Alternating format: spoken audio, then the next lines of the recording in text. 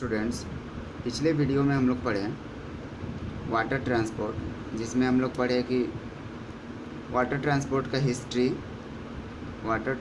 History start होता है rafts and boat से, जिसको आदमी के द्वारा रॉ किया जाता था। धीरे धीरे सैल बोट्स आए और फिर विंड का यूज़ करके सैल बोट्स को मूव किया गया।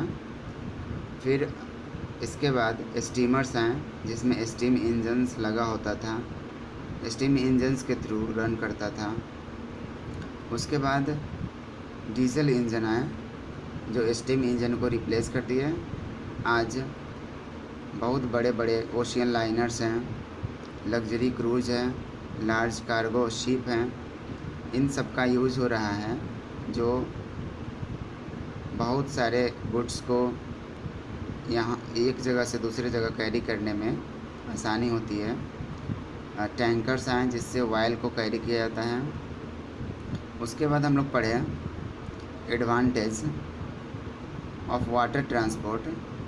तो एडवांटेज ऑफ वाटर ट्रांसपोर्ट बहुत ही चीपर होता है, सस्ता होता है और दूसरे मोड ऑफ ट्रांसपोर्ट से, और इसका कैरिंग कैपेसिटी मच ग्रेटर होता है दैन अ ट्रक और अ ट्रेन। वाटर ट्रांसपोर्ट को सेटअप करने के लिए पोर्ट्स और हार्बर की ज़रूरत होती है। वाटर ट्रांसपोर्ट से रॉ मटेरियल्स को एक जगह से दूसरी जगह भेजा जाने लगा। कॉटन, टोबैको, जूट, रबर, इन सब के बारे में पढ़े हम लोग पिछले वीडियो में। उसके बाद पढ़े स्वेज एंड पनामा कैनाल्स, जिसमें हम लोग स्वेज के बारे में डिटेल में पढ़े। स्वेज बिल्ड हुआ था 1869 में, जो ज्वाइन करता है रेड सी और मेडिटेरेनियन सी को। स्वेज नहर मीन्स स्वेज कैनाल यूरोप को अमेरिका से जोड़ता है और अफ्रीका, एशिया, ऑस्ट्रेलिया, इन सब के लिए भी बहुत ही फ़ायदेमंद साबित हुआ है। स्वेज कैनाल बहुत ही बड़े डिस्टेंस को रिड्यूस कर दिया है और लंदन मुंबई के बीच का डिस्टेंस भी 7000 से कम हो गया है, 7000 किलोमीटर से भी कम हो गया है। उसके बाद जो ट्रैवलिंग टाइम पहले लगते थे 6 मंथ लगते थे, लेकिन अब 2 वीक्स ही लगते हैं। इसके आगे आज हम लोग को पढ़ने हैं the Panama canal between north and south America joins the Atlantic and Pacific oceans. Panama canal north and south America को ज्वाइन करता है अटलांटिक एंड पैसिफिक ओशियन में। जैसा आप पिक्चर में देख सकते हैं, ये आपका अटलांटिक ओशियन है और ये है पैसिफिक ओशियन। ये नॉर्थ अमेरिका है एंड ये साउथ अमेरिका है। तो अटलांटिक ओशियन और पैसिफिक ओशियन को जोड़ने का काम ये पनामा कैनल करता है। यहाँ पे ये सारे लैंड मासेस हैं। यदि यहाँ पे ये पनामा कैनल नहीं होता तो किसी भी शिप को, आप समझ सकते हैं, सैन फ्रांसिस्को से लाने के लिए इस रूट से मूव करना पड़ता है यहाँ आने के लिए, न्यूयॉर्क तक आने के लिए। लेकिन ये पनामा कैनल जब बिल्ड हो गया तो उसके बाद सैन फ्रांसिस्को से न्यूयॉर्क तक आने के लिए इस रास्ते से मूव करना पड़ता है। तो कितना डिस्टेंस रिड्यूस हुआ आप समझ सकते हैं।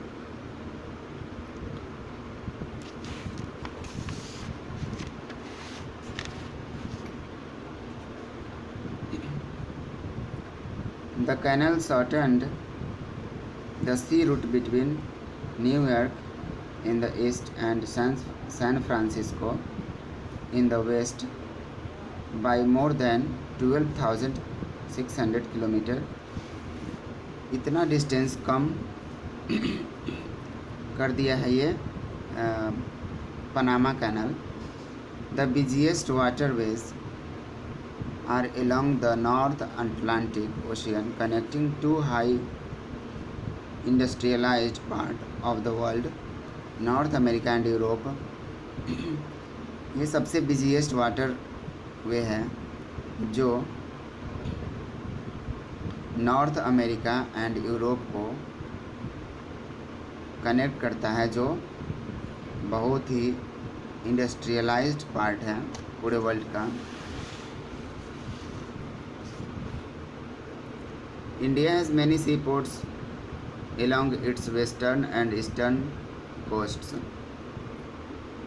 इंडिया के पास भी बहुत सारे सी पोर्ट्स हैं वेस्टर्न और ईस्टर्न सी कोस्ट्स में।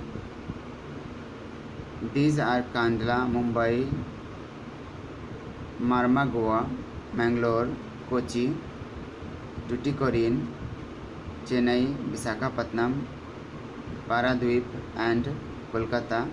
ये सभी सी पोर्ट्स हैं इंडिया के, जो कुछ वेस्टर्न कोस्ट में हैं और कुछ ईस्टर्न कोस्ट में हैं। Navigable rivers, lakes and canals are used as inland waterways. जो नाव चलाने लायक रिवर्स हैं, लेक्स हैं, कैनाल्स हैं, उसका यूज़ किया जाता है इनलैंड वाटरवेज में, मतलब अंतर्देशीय वाटरवे। मीन्स किसी और देश में नहीं, अपने देश में ही वाटरवे को डेवलप किया जाता है इन सभी रिवर्स में, लेक्स में, कैनाल्स में। The Ganga and the Brahmaputra in India are navigated by barks that carry goods and ferries that carry passengers। Ganga, Brahmaputra India में ये सभी नेविगेटेड, इन सब में नाव चलाए जाते हैं और कैरी गुड्स को कैरी किए जाते हैं, यहाँ तक कि पैसेंजर्स को भी कैरी किए जाते हैं। The back waters of Kerala are also used widely for inland water transport. जो केरला के तालाब हैं उसका भी यूज़ किया जाता है बड़े पैमाने पर इनलैंड वाटर ट्रांसपोर्ट में। Major rivers of the world like the Nile, the Mississippi, the Amazon and the Yangtze are useful inland waterways. जो वर्ल्ड में बड़े रिवर्स हैं जैसे नील, मिसिसिपी, अमेजन, यांगचे, ये सभी नदियाँ यूज़ किए जाते हैं इनलैंड वाटरवेज में। मैन हैज़, इसके बाद हम लोग को पढ़ने हैं airways. Man has always wanted to conquer the skies. आदमी हमेशा से चाहा है कि आसमान को हम जीत लें। At first he flew gas filled balloon, जिसके लिए उन्होंने पहली बार गैस से भरा हुआ बैलून आसमान में छोड़ा था, उड़ाया था। विच ड्रिफ्टेड विद द विंड, जो हवा की मदद से उड़ता था। इन 1903 in the USA the Wright brothers developed a flying machine. With the progress in science and technology, the size and speed of aeroplanes have improved। 1903 में राइट ब्रदर्स ने USA में फ्लाइंग मशीन डेवलप किया था, जिससे science में बहुत बड़ा progress आया था, साइंस और टेक्नोलॉजी में। उसके बाद जैसे जैसे साइंस एंड टेक्नोलॉजी प्रोग्रेस करते गए तो एरोप्लेन्स के साइज़ और स्पीड को इम्प्रूव किया गया, सुधारा गया, बढ़ाया गया। Today the supersonic jets travel faster than the speed of sound. आज सुपरसोनिक जेट्स साउंड के स्पीड से भी तेज़ उड़ते हैं। Air travel is the fastest but the costliest mode of travel. Air travel बहुत ही फास्ट है बट यह बहुत ही महंगा कॉस्टली पड़ता है और भी दूसरे मोड ऑफ ट्रांसपोर्ट से, मोड ऑफ ट्रैवल से।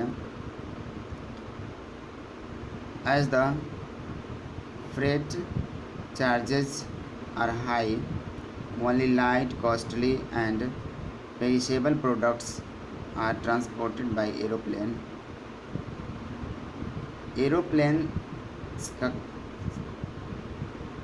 एरोप्लेन्स का चार्ज बहुत ज़्यादा होने के कारण, मीन्स किसी भी सामान को ले जाने में उसका जो भाड़ा होता है वो बहुत ज़्यादा होने के कारण सिर्फ लाइट और जो ख़राब होने लायक प्रोडक्ट हैं, बहुत जल्दी जो ख़राब हो जाते हैं, उन वस्तुओं को, उन गुड्स को, उन प्रोडक्ट्स को ही ट्रांसपोर्ट किए जाते हैं एरोप्लेन्स के द्वारा। फिर से समझ सकते हैं, एयर ट्रैवल बहुत ही फास्टेस्ट है, लेकिन यह महंगा मोड ऑफ ट्रैवल है। इसका माल भाड़ा बहुत ही ज़्यादा होने के कारण, हाई होने के कारण, सिर्फ लाइट मीन्स हल्की वस्तुएं या वैसी वस्तुएं जो बहुत जल्दी ख़राब हो जाती है, उन प्रोडक्ट को ही ट्रांसपोर्ट किया जाता है एरोप्लेन के द्वारा। The major cities of the world have air links with one another. जो भी मेजर सिटी हैं पूरे वर्ल्ड में, वे सभी एयर लिंक से जुड़े हुए हैं एक दूसरे से। India has over 50 airports now. India में अभी 50 एयरपोर्ट्स हैं या उससे ज़्यादा भी हैं। India's international airline is air India with in the country. India's international airline जो एयर इंडिया है, उससे पूरे कंट्री में air India and a number of private airlines operate the domestic flights. जो भी इंडिया के इंटरनेशनल एयरलाइन हैं वो एयर इंडिया हैं